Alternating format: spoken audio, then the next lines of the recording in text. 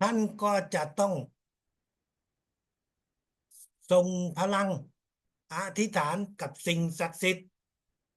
ส่งพลังให้กับพวกวิญญาณที่เขามากระตุกกับเราทันทีทันใดที่ท่านรู้สึกลูกขอสิ่งศักดิ์สิทธิ์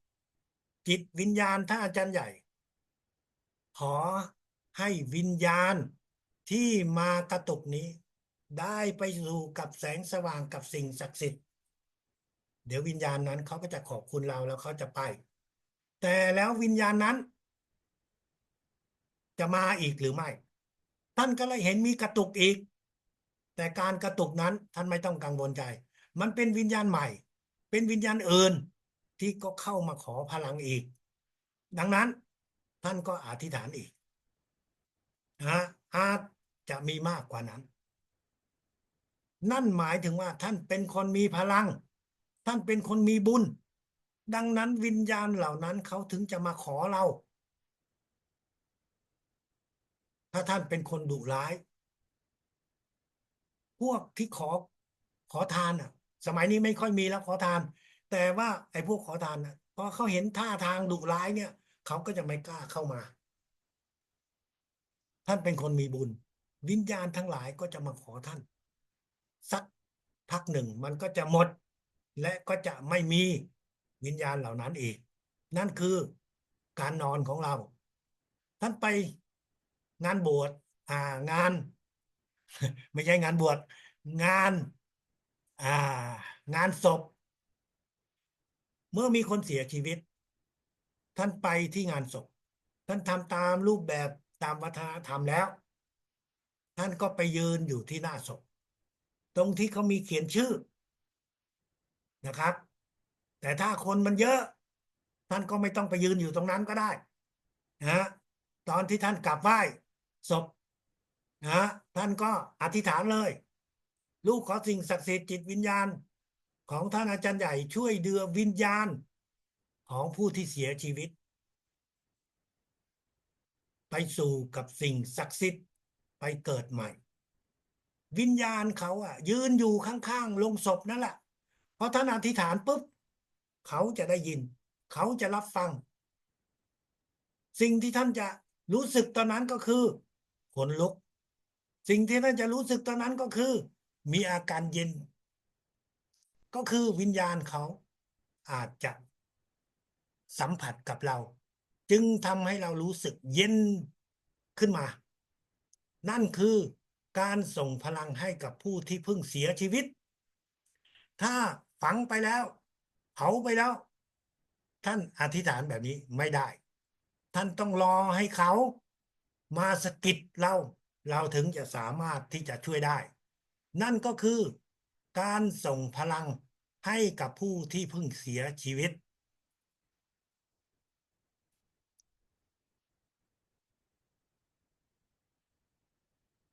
ในบางครั้งท่านเดินทางไปที่นู่นที่นี่ที่นั่นซึ่งอาจจะเป็นบ้านเรือนอาจจะเป็นรีสอร์ทอาจจะเป็นโรงพยาบาลอาจจะเป็นวัดอาจจะเป็นสถานที่ศักดิ์สิทธิ์ทั้งหลายเมื่อท่านไปถึงที่นั่นถ้าท่านจำได้ท่านก็อธิษฐานลูกขอสิ่งศักดิ์สิทธิ์จิตวิญญาณท่านอาจารย์ใหญ่ช่วยให้ลูกได้เรียนรู้ทางจิตวิญญาณอยู่ที่นี่นะครับนั่นก็คืออย่างที่วัดอย่างที่สถานที่ศักดิ์สิทธิ์แต่ถ้าอย่างที่อื่นเราก็จะอธิษฐานขอให้สิ่งศักดิ์สิทธิ์จิตวิญญาณท่านอาจารย์ใหญ่ช่วยนำพาของวิญญาณที่เร่ร่อนอยู่ที่นี่ไปสู่กับสิ่งศักดิ์สิทธิ์ไปเกิดใหม่ที่โรงพยาบาลนั้นมีคนตายเยอะวิญญาณของเขาอาจจะยังผูกพันอยู่กับที่นั่นหรือบางทีท่านไปรีสอร์ทท่านนอนแล้วในฝันและในฝันของท่านก็จะฝันถึงวิญญาณวิญญาณมันเข้ามาในฝันท่านก็สามารถที่จะอธิษฐานถ้ ท่านสามารถที่จะอธิษฐานให้วิญญาณที่เสียชีวิตอยู่ในรีสอร์ทหรือในโรงแรมนั้น ไปสู่กับสิ่งศักดิ์สิทธิ์ไม่งั้นท่านจะนอนไม่หลับเพราะอะไรเพราะวิญญาณนั้นมันก็จะมาเปิดน้ำอยู่ในห้องน้ำมันเปิดน้ำแต่พอท่านเข้าไปไม่เห็นน้ำไหลวิญญาณเหล่านั้นมันอาจจะเปิดหน้าต่างทำให้ลมพัดเข้ามาท่านก็แปลกใจเอ๊ะท่านเปิดปิดหน้าต่างแล้วทำไมมันยังเหมือนกับว่ามีลมเข้ามาเพราะว่าวิญญาณเหล่านั้นเขาต้องการความช่วยเหลือจากท่านเขาเสียชีวิตอยู่ที่นั่น ถ้าท่านไปบ้านของเพื่อนแล้วท่านมีความรู้สึกว่าเย็นมีความรู้สึกว่าขนลุกท่านก็เดินรอบบ้านแล้วก็มายืนอยู่ที่หน้าห้องหน้าประตูออกข้างนอกอธิษฐานขอให้จิตวิญญาณได้รับพลังนะลูกขอสิ่งศักดิ์สิทธิ์จิตวิญญาณท่านอาจารย์ใหญ่เพื่อขอรับส่งพลังให้วิญญาณนั้นไปสู่กับสิ่งศักดิ์สิทธิ์นั่นคือสิ่งที่ท่านทำได้ ในบางครั้งท่านอาจจะเจอคนที่ชาวบ้านเรียกว่าผีเข้าแต่วิชาพลังจักรวาลเรียกว่าวิญญาณพลังแฝงเข้ามาในตัวเราไม่เรียกว่าผีเราไม่เรียกว่าวิญญาณนะแต่ชาวบ้านเขาเรียกไปอย่างนั้นคนแบบนั้นเมื่อเราเจอเขาพามาที่ตัวเราท่านจะส่งพลัง2 วันวันแรกท่านวางมือให้เขานั่งลงแล้ววางมืออยู่ที่จักระ7และจักระ5ของเขาอธิษฐานในจิตลูกขอสิ่งศักดิ์สิทธิ์จิตวิญญาณท่านอาจารย์ใหญ่ลูกขอส่งพลังให้วิญญาณที่อยู่ในร่างนี้ออกไปแล้วก็เป่า3 ครั้ง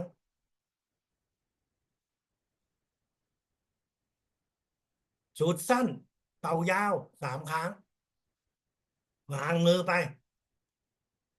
สัก2-3 นาทีเดี๋ยวท่านจะเห็นว่าคนนั้นเขาล้มลงคือเขาหลับวิญญาณออกพอวิญญาณออกเขาก็จะล้มลงเขาก็จะพยุงให้เขานอนต่อไปอีก5 นาที10 นาที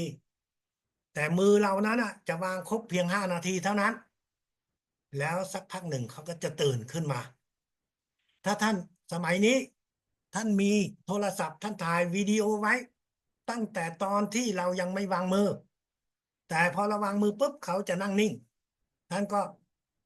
ถ่ายไว้ก่อนหน้านั้น2-3 นาทีให้เห็นว่าตอนที่ผีอยู่ในตัวเขาวิญญาณอยู่ในตัวเขานั้นเขามีอาการอย่างไรแล้วหลังจากนั้น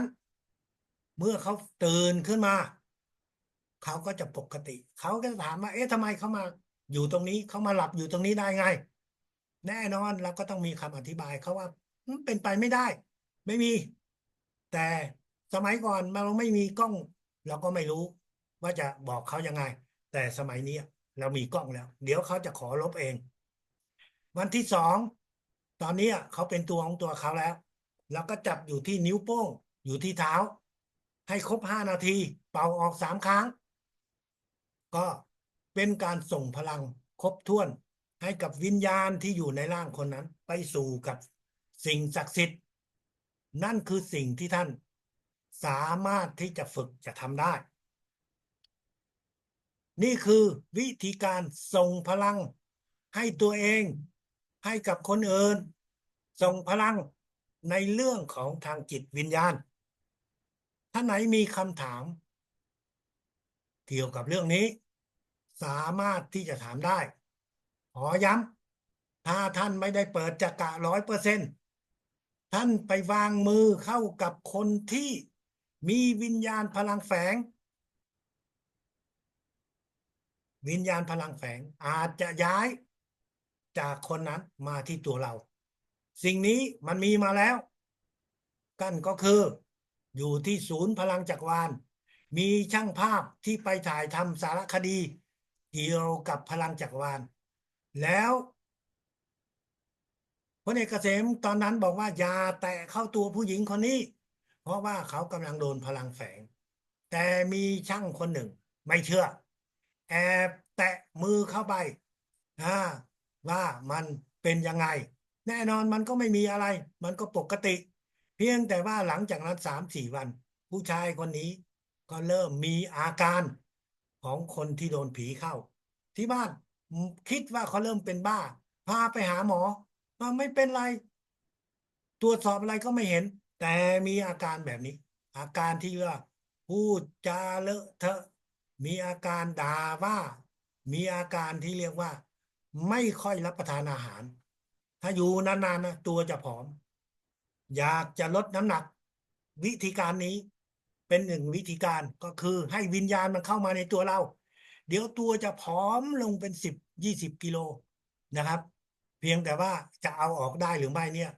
ต้องติดต่อไว้ก่อนนะครับไม่งั้นเดี๋ยวเอาไม่ออกโอเคตอนนี้ใครอยากถามอะไรก็ขอเชิญนะครับวิธีการวางมือรักษาโรควางมือรักษาพลังจิตรักษาเรื่องของจิตวิญญาณเชิญถามได้เลยครับ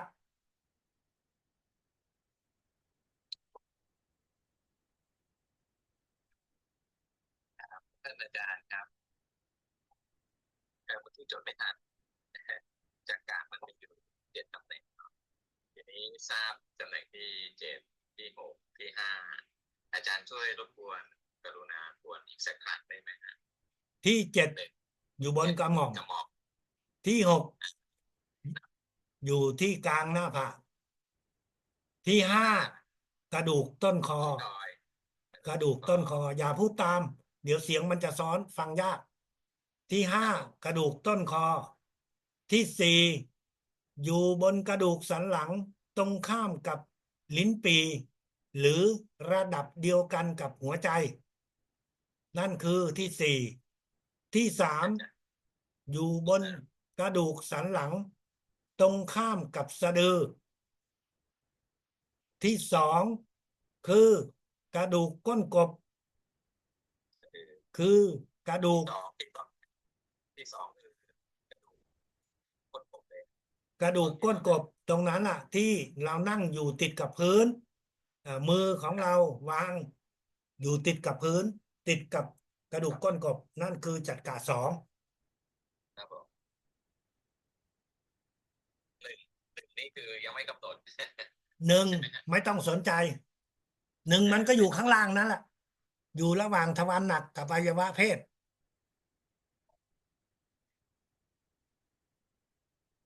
ครับคุณสุขใจเมื่อกี้เห็นอยากครับจะถามคุณสุขใจจะถามอาจารย์ว่าส่งพลังให้ผู้อื่นนะคะส่งให้ครั้งเดียววันเดียวแล้วยังไงต่อคะถามพี่ตันก็ส่งให้ครั้งเดียววันเดียวก็จบแล้วนั่นก็คือส่งตามจัดกะต่างๆของเขา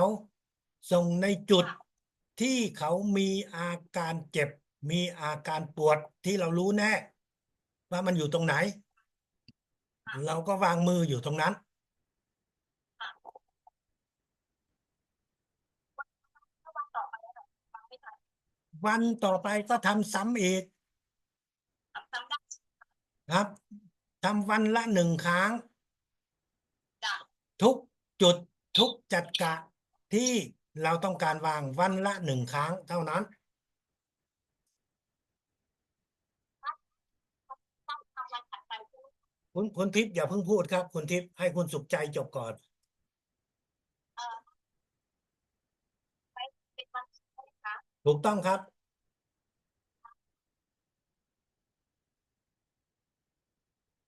เขาตอบถามอาจารย์ค่ะเชิญคือครับ อยากให้อาจารย์เป็นการส่งพลังให้ตัวเองอะค่ะนาทีที่1นาทีที่5นะคะนาทีที่1วางมือที่จัดกะ7และจัดกะ5นาทีที่2วางมือที่จัดกะ4และจัดกะ3นาทีที่3จัดกะ2และเส้นเลือดคอ2 นาทีสุดท้ายตรงไหนที่มีอาการเจ็บก็วางมือตรงนั้นวางทีละ2 มือหรือทีละ1 มือก็ได้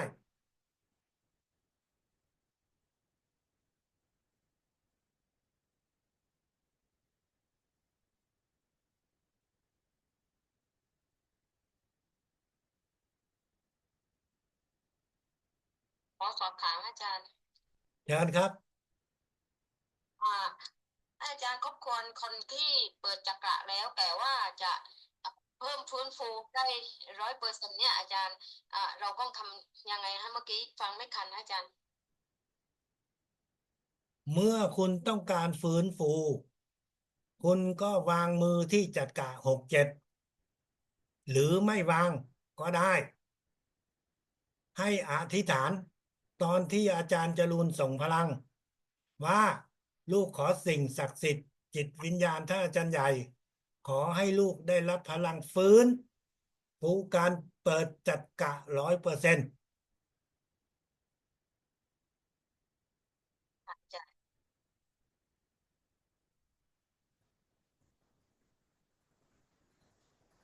ท่านอื่นครับเชิญครับ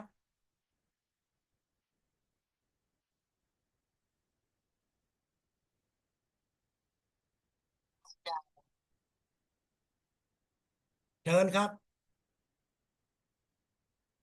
วิธีการส่งพลังนะคะอาจารย์ก็คือหายใจเข้าสั้นหายใจออกยาว3 ครั้ง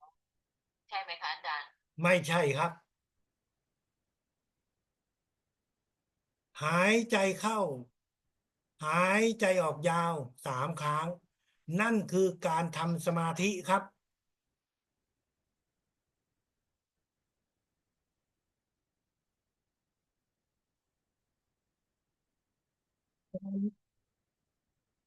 ตอนส่งพลัง เราก็จะอธิษฐานว่า คุณเจ็บอะไรครับ คุณอยากส่งพลังตรงไหนบอกมาให้ผมก่อน ตรงหัวเข่า2 ข้างค่ะอาจารย์ โอเคนะครับ ถ้าคุณเจ็บแค่หัวเข่า2 ข้าง อธิษฐานในจิตว่าลูกขอสิ่งศักดิ์สิทธิ์จิตวิญญาณท่านอาจารย์ใหญ่ ลูกขอส่งพลังให้หัวเข่า2 ข้าง ให้หายเจ็บปวด และมีสุขภาพที่ดี หลังจากนั้น คุณก็วางมือที่หัวเข่า2 ข้าง 1 นาที นาทีที่2วางมือที่จักระ7และจักระ5 นาทีที่3วางมือที่จักระ4และจักระ3 นาทีที่4วางมือที่จักระ2และเส้นเลือด ถ้าคุณอยากจะส่งพลังซ้ำเพราะคุณยังเหลืออีก1 นาที ก็วางมือที่หัวเข่ารอบที่2ได้ เพราะคุณมีเวลาทั้งหมด5 นาที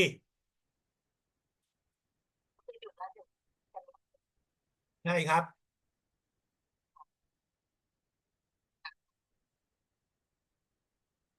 เชิญครับ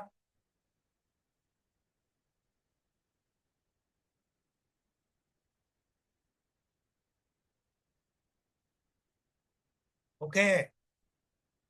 อาจจะมีคำถามที่ยังคิดไม่ออก ตอนนี้พวกเราทุกคนจะต้องเข้าใจ และเราจะมาเรียนรู้ระดับที่ระดับที่ท่านอาจารย์ใหญ่ใช้คำว่า ฝึกหมุนจักระการฝึกหมุนจักระนี้ ก็คือ เราจะใช้จักระ6ของเรา ใช้จิตของเรา จินตนาการมองให้เห็นจักระ7จักระ7นั้นมันอยู่บนศีรษะ แต่เรามองไม่เห็นด้วยสายตา ถูกไหมครับ เราจะมองเห็นด้วยการนึกภาพเท่านั้น ทีนี้สิ่งที่เราจะฝึกตรงนี้ก็คือ ถ้าท่านนึกภาพได้ ท่านมองเห็นจักระ7ได้ ท่านก็คิดในจิตว่า ให้จักระ7นี้ได้หมุนกับเหมือนกับไซโคลนเหมือนกับสะดือน้ำที่มันหมุนอยู่ตรงนี้ นี่พูดในคำพูด แต่มันอาจจะจินตนาการไม่ออกสำหรับบางคน ตัวช่วยก็คือ ให้ท่านหลับตา ให้ท่านวางมือก่อน ตอนนี้จิตของท่านจักระ6ของท่าน จะมองเห็นมือ จะมองเห็นจักระเจ็ดเอามือออก ท่านก็ยังมองเห็นได้ ตรงนี้ลืมตาขึ้น ท่านก็ยังมองเห็นได้ แต่ตอนนี้ท่านเริ่มคิดว่าตรงนี้มีการหมุนตามเข็มนาฬิกา มีการหมุนตามเข็มนาฬิกา อันนี้เรียกว่าฝึกหมุนจักระท่านทำตรงนี้ประมาณ5 นาที คือจักระเจ็ดถ้าช่วงแรก ท่านยังไม่ถนัดท่านก็หลับตา ให้หมุน แต่พอท่านถนัดแล้วก็ลืมตาขึ้น จักระห้ามันอยู่ด้านหลัง ตาเรามองไม่เห็นอยู่แล้ว เราก็เอามือแตะ แล้วเราก็ใช้จิตของเราจินตนาการ โอ้ เราเห็นมือของเรา เราเห็นจักระห้า แล้วเอามือออก เราก็เห็นมันสามารถจินตนาการ สามารถออกคำสั่ง พูดเป็นจิตว่าให้มันหมุนตรงนั้น ในช่วงเวลา5 นาที จักระสี่จักระสามจักระสองทุกจักระละ5 นาที ไม่ต้องมากกว่านั้น ท่านหมุนไป ท่านอาจจะหมุน ตอนนี้มีเวลาไม่เยอะ เอาฝึกแค่7 กับ 5ก่อน แล้วตอนช่วงบ่าย ก็4 กับ 3 แล้วตอนเย็น2 หรือว่า4 3 2 ท่านสามารถแบ่ง เพื่อที่จะฝึกหมุนได้ ฝึกวันหนึ่ง1 ครั้งเท่านั้น ไม่จำเป็นต้องฝึกหลายครั้งนะครับ แต่ถ้าท่านมีเวลาท่านอยากฝึกก็ฝึกได้ การฝึกหมุนจักระนั้นท่านอาจจะรู้สึกอยู่ตรงจักระว่ามันร้อนขึ้น ท่านอาจจะรู้สึกว่า ตรงนั้นมันร้อนขึ้น หรือมันอาจจะร้อนทั้งตัว ร้อนเหมือนกับคนเป็นไข้ ก็หยุดไม่ฝึก หรือท่านอาจจะรู้สึกว่าตรงนั้นมันบีบรัด มันเหมือนกับท่านกำมือปกติไม่มีอะไร แต่ถ้ามันบีบรัดก็คือมันจะตึงขึ้น มันก็จะเจ็บ หยุดไม่ฝึก อาการที่3ก็คือท่านจะรู้สึกว่าโล่งตัว สบายตัว โดยท่านไม่รู้ว่า เอ๊ะ พอเราฝึกหมุนจักระนี้ มันเหมือนกับลอยตัวอะไรอย่างเงี้ย หยุดไม่ต้องฝึกอีก และท่านอาจจะไม่รู้เรื่องอะไรเลย หมุนก็หมุนไปครบเวลาก็จบ ก็ไม่ต้องกังวลใจ การฝึกหมุนจักระนี้ ท่านก็ฝึกไป ฝึกหมุนจักระท่านได้2 ประโยชน์ ประโยชน์ที่1คือจะทำให้ท่านมีพลัง มากที่จะส่งให้หลายคน ใน1 ครั้งส่งพลัง สมมุติว่าท่านมีคนที่ป่วย10 คน20 คน ถ้าเขาเชื่อถือ ไม่เชื่อถือก็ต้องเชื่อถือ เพราะว่าเขาหมดเรี่ยวหมดแรงแล้ว ให้เขาจับมือกัน จับ เราส่งพลังให้คนแรก ส่งครบจักระ ส่งไปที่เส้นเลือด พลังนี้มันก็จะเข้าไปทุกคน ที่จับมือกัน มันเหมือนกับท่านไปที่วัด ท่านจะทำบุญใช่ไหม คนแรกถวาย แต่อีกคนอื่นเนี่ย ท่านก็เพียงแตะ ท่านก็ได้รับส่วนบุญแล้ว นั่นคือพลังที่ท่านจะได้รับ การส่งพลังนี้ ถ้าท่านฝึกหมุนจักระท่านก็สามารถที่จะรักษาได้ เป็นคนจำนวนมาก ด้วยการให้เขาจับมือ ท่านส่งพลังคนเดียว แต่ทุกคนจะได้รับพลัง นั่นคือสิ่งที่ท่านจะได้สิ่งแรก สิ่งที่2ท่านฝึกให้จักระ6ของท่าน มีความสามารถในการมองเห็นจักระต่างๆอยู่บนร่างกาย ซึ่งการมองเห็นจักระต่างๆอยู่บนร่างกายนั้น จะช่วยให้ท่านในระดับสูงขึ้น ในการเรียนรู้วิชาพลังจักรวาล พวกเราทุกคน ท่านมีความสามารถในการที่จะส่งพลังให้กับตัวเอง เราก็ส่งดูแลตัวเอง ท่านอาจจะช่วยเหลือคนอื่น ไม่ต้องเยอะ แต่ถ้าท่านเยอะได้ก็ดีฉันใช้ทำวิธีแบบไหนท่านกล้าไหมล่ะแขวนอยู่หน้าบ้าน ที่นี้รับช่วยเหลือบำบัดโรคด้วยพลังจักรวาล เดี๋ยวจะมีคนมาหาท่านทำยังไงมานี่นั่งลงนั่งลง แล้วเราก็วางมือ7 5 4 3 2อธิษฐาน แค่นี้ไม่กี่นาทีเสร็จแล้วเรียบร้อยแล้ว เดี๋ยวมาทุกวันนะ ใช้การอธิษฐานใช้การวางมือทำบุญช่วยเหลือชาวบ้านนะครับ โดยเฉพาะอยู่ชนบทบางทีท่านไปหาหมอยากประมาณนี้ปวดหัวใช่ไหมปวดปวดเมื่อยใช่ไหมมาเดี๋ยวฉันส่งพลังให้ นั่นคือสิ่งที่ท่านสามารถที่จะทำได้ เพื่อให้ท่านได้มีความสามารถได้มีประสบการณ์มากขึ้น ท่านไหนมีคำถามอะไร ในวิธีการนี้เชิญนะครับ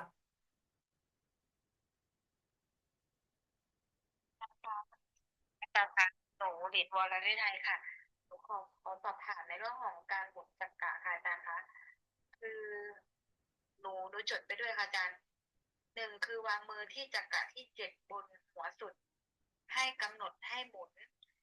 จนครบ5 นาที เสร็จแล้วเราก็ย้ายจุดไปหมุนที่จักระที่5พอจักระที่5ครบ5 นาที เราก็ย้ายไปหมุนที่จักระที่4ทำแบบนี้ไปจนถึงจักระที่2เลยใช่ไหมคะ อาจารย์ ถูก หนู ต้อง เข้าใจถูกไหมคะ ถูกต้องไม่หม ขอ ด บพระคุณ ถูกต้องไม่หมด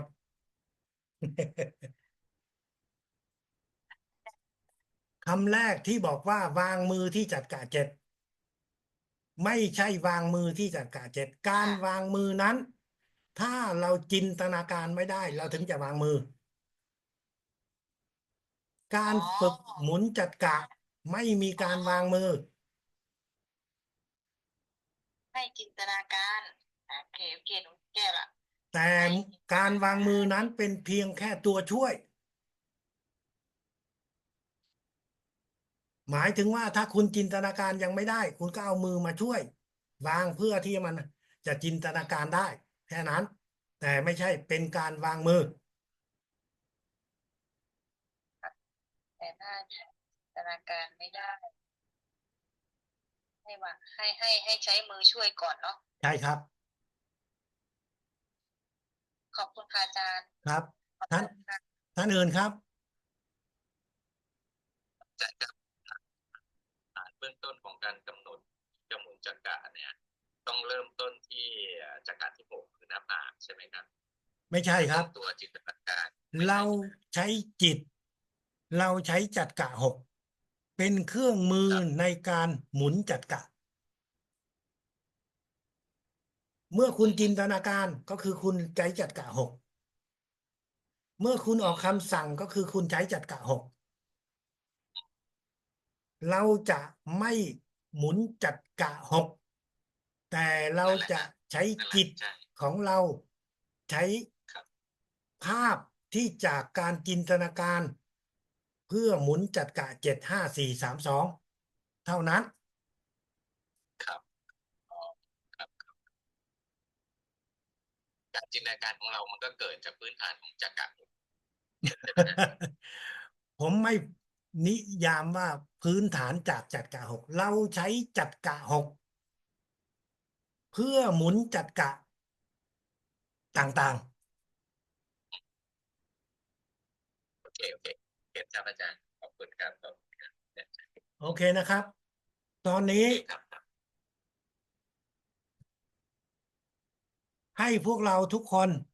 เพื่อที่จะได้ไม่ต้องสับสน ใครที่เปิดจักระ100%ให้เปิดกล้องวางมือ เพื่ออาจารย์จรูนจะจับภาพ ใครที่ฟื้นจักระก็ทำเช่นเดียวกัน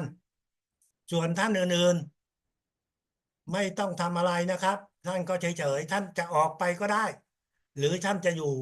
ก็ได้เช่นเดียวกันครับ พอเข้าใจแล้ว ท่านไหนที่เป็นคนใหม่เปิดกล้องวางมือนะครับ ท่านไหนที่เป็นคนใหม่เปิดกล้องวางมือ ท่านไหนที่ฟื้นจัดกะ ท่านอยากทำก็ทำนะครับ ส่วนท่านที่สูงแล้ว ถ้าจะดีที่สุด ท่านถอนตัวออกไป ดีที่สุดถอนตัวออกไป เพื่อให้อาจารย์จรูนจะได้ไม่ต้องตาลายครับ ขออนุญาตนะครับคุณเฉลิมศรีครับ ออกไปได้แล้ว คุณย่าสุนทรออกไปได้นะครับ อ่า ถ้าท่านไหนอยู่ก็เปิดนะครับ คุณรำพึงเปิดกล้องเอ่อเพื่อที่จะทำให้รุ่นน้องเนี่ยได้มีโอกาสคุณรำพึงครับ คุณคลองวันครับ คุณไม่ได้เปิดกล้อง ก็คือคุณไม่ต้องการก็ไม่เป็นไรนะครับถ้า